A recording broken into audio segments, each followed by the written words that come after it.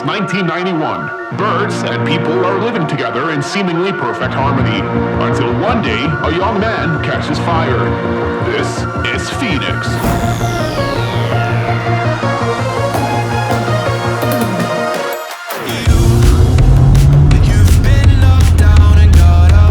The year was 2001.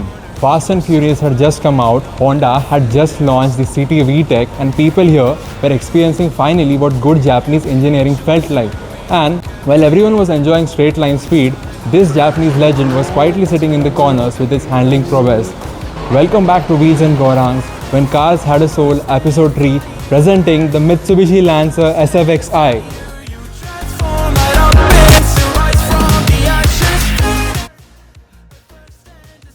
Mitsubishi sold a Lancer in India in a variety of petrol and diesel options, and this particular example is a 1.5 litre SFXi petrol engine. And let's quickly open the bonnet. As you can see, this is a 1.5 litre engine producing around 75 HP and 132 Nm of torque. And sadly though, this was not the best of engines that the Lancer offered, particularly knowing the fact that Mitsubishi sold the Evo in the outer markets and India sadly never got them.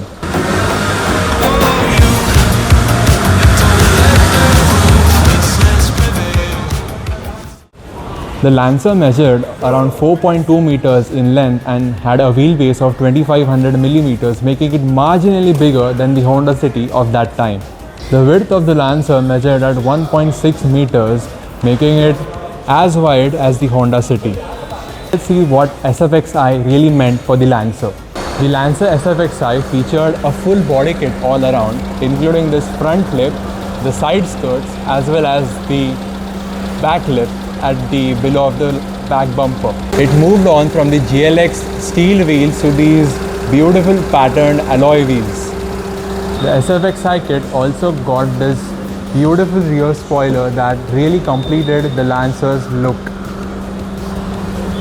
The SLX also got these clear looking tail lamps, and it also had clear looking indicators, and it moved on from the GLX amber turn signals. If I had to name one of the most iconic rear ends of any car in history, it has to be the Lancer. Just take a look at that back end with those triangular lights. Doesn't this absolutely scream the era of the 2000s, where especially if you are a gamer, you could relate playing Gran Turismo, Need for Speed, and seeing that back end as your car racing against the Nissan Skyline, Toyota Supra, and all of those rally legends. Now let's look at the interior of this very beautiful Lancer. So you sit very low to the ground, and the interior is like any 90s Japanese cars. You sit very low. It's a very driver-centric driving position. The steering is a bit too big. The dials look very classic and simple, and I love the fact about them. Also, you have these beautiful aluminum driving pedals that offer really good grip. And overall, it literally feels like a car that you could take around the corners and swing it. These are your air conditioning controls. This is a clock which does not work at the moment. You can put in your stereo here. This was there in the olden days when people used to actually steal your car's radio. So you can just take this home. This is the, this is the ashtray obviously. This is the cigarette lighter. There is an armrest for start, which is quite impressive at this car. This is the handbrake, which feels quite tiny. This is the gearbox.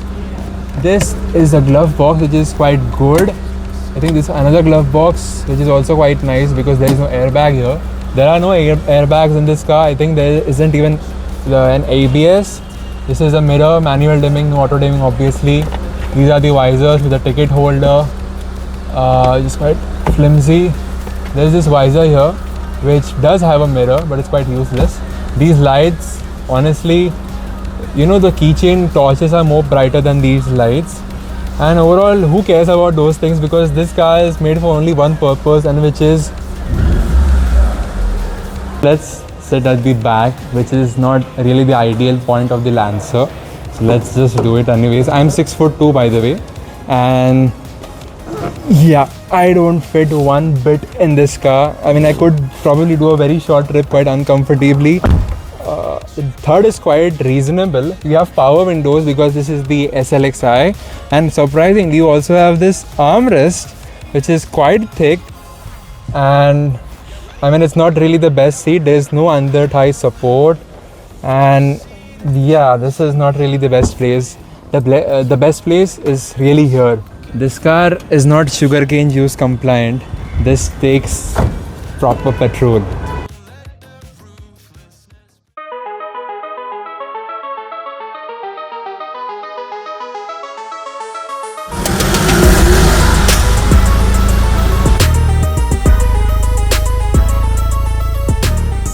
Now comes the important question. Why did the Lancer eventually fail, whereas Honda City continued to be India's best-selling sedan even in 2026?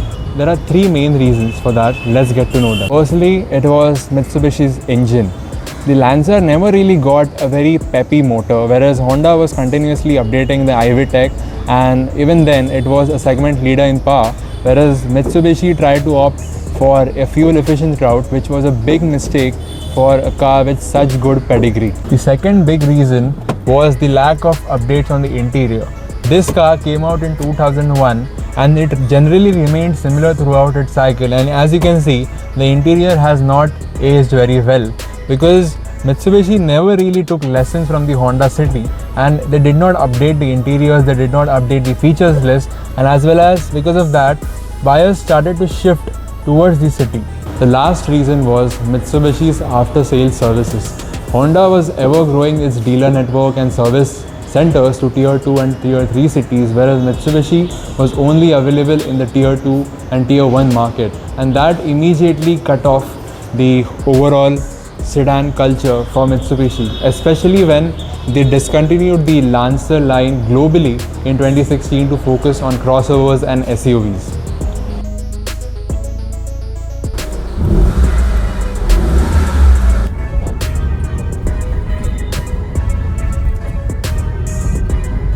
So I have the car's owner with me sitting at the passenger seat, and this is his project car, but he's also a big time car enthusiast. And tell me the story about this car. Where did you find this? So basically I got it from a friend. He is also a car enthusiast. Okay.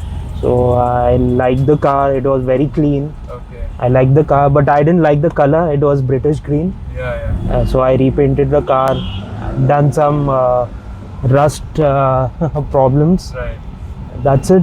The car is basically running fine, but it's an old car, so you know, here and there there will be some issues. Right. But yeah. Which other car do you plan to get on after moving on from this one? Right now, nothing as of now. Okay. But in future, maybe a Honda Civic or something. Okay. It's a good car. It's a little bit sportier. Yeah, So maybe that car. But for now, I'll stick to this one. And what changes have you done to this since you got this?